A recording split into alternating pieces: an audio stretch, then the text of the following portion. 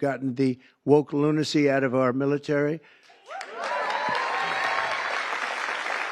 And now we're very importantly getting it out of women's sports. That's taking place very strongly. On Wednesday, US President Donald Trump signed an executive order banning transgender athletes from participating in women's sports, framing it as a defense of female athletics. Under the Trump administration, we will defend the proud tradition of female athletes, and we will not allow men to beat up, injure, and cheat our women and our girls. From now on, women's sports will be only for women.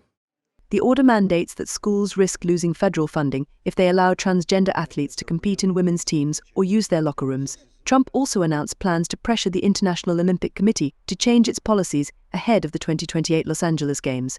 He instructed Secretary of State Marco Rubio to convey to the IOC that the US wanted them to completely revise their policies regarding transgender athletes in the Olympics. Additionally, Trump directed Homeland Security Chief Kristi Noem to block visa applications from men who might attempt to enter the US by falsely identifying as women athletes to compete in the Games.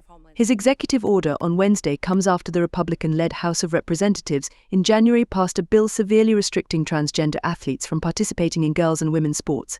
This move is part of a broader pattern of policies that limit transgender rights, including bans on transgender military service and restrictions on gender-affirming care for minors. Critics argue that the belief transgender girls have an unfair advantage in sports is based on misconceptions, as physical abilities vary widely among all athletes, regardless of gender. Bureau Report, NewsX.